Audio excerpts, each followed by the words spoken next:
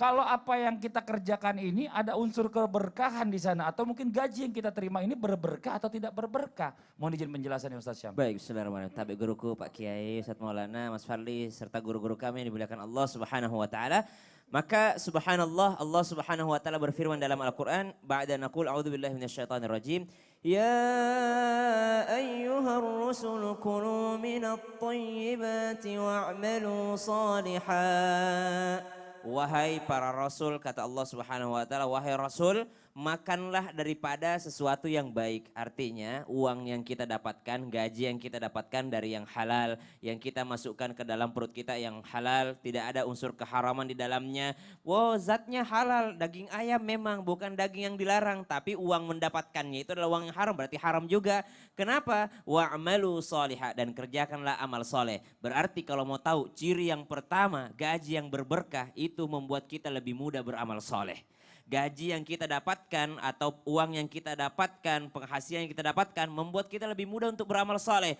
Mungkin teman-teman di Rumania mulai dapat pekerjaan. Kalau pekerjaan ini di gaji pertama, kedua, ketiga tidak membuat Anda semakin pelit kepada orang tua, insya Allah pekerjaan itu adalah pekerjaan yang berkah. Dapat duit ngasih orang tua, dapat duit ngasih teman-teman, dapat duit traktir teman-teman, insya Allah itu adalah sesuatu yang berberkah. Berkah itu teman-teman sekalian, kalau teman-teman pernah lihat orang main Lego, berkah itu kalau Lego semakin tinggi bisa hancur. Tapi kalau berkah semakin banyak itu semakin kokoh. Semakin tinggi semakin kokoh. Semakin banyak penghasilan semakin kokoh penghasilan kita. Ada orang semakin tinggi jabatannya semakin gampang jatuh. Kayak permainan anak-anak subhanallah. Maka berkah itu semakin kita tinggi semakin kuat fondasi kita. Maka subhanallah yang pertama membuat kita lebih dekat dengan amal saleh. Yang kedua tentunya dalam Al-Quran disebutkan ba'da naqul a'udzubillahi minasyaitonirrajim. Qul la yastawil khabithu wat-thayyib walau a'jabaka kathratul khabith. Tidak akan pernah sama sesuatu yang baik dengan sesuatu yang buruk.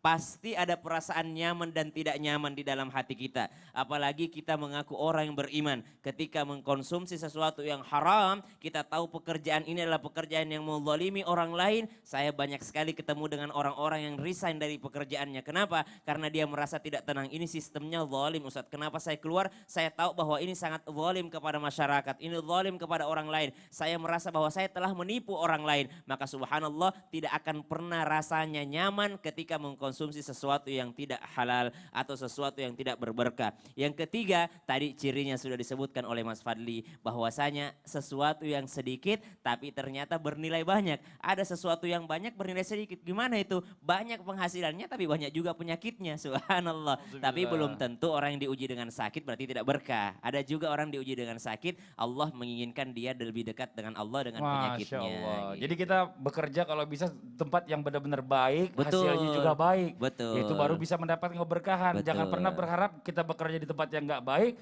mendapatkan hasil yang baik. Ya nauzubillah min zalik. Itu namanya ziyadatul khair. Oh. Tambahnya kebaikan berkah. Ah. Biarpun gajinya maaf Kecil. 5 juta nggak berkah, lebih baik 100 juta tapi berkah. Amin. Kalau itu memang luar biasa Pak Kiai. Nah sekarang gini Pak Kiai ini ya. Pak Kiai, bagaimana caranya pada saat udah di kantor nih? Kita lanjutin terus aja ya. Ya. Di kantor yang Betul. namanya persaingan itu pasti ada. Iya betul. Masing-masing bidangnya, ya kan? Iya. Nah itu pasti ada orang yang namanya pengen menjatuhkan atau mungkin pengen dia di posisi itu dengan cara menjilat pimpinannya, bermuka dua. Bagaimana cara kita menghadapi orang seperti itu? Orang seperti itu kayak zaman Belanda tuh. Oh. Namanya Zaman Divide et Impera. Politik oke. adu domba bermuka dua. Entar aja deh tuh. Entar aja. Masih lama. Enggak sekarang. Oh ya udah nggak apa-apa. Kalau gitu yang di rumah ya. Jangan Keterangan- kemana-mana nih. Jangan pindah-pindah channel. Kita tunggu jawabannya dari guru kita Kiai Haji Agus Darmawan setelah yang satu ini. Tetap di Islam itu Indah. Jamaah. Oh jamaah. Alhamdulillah.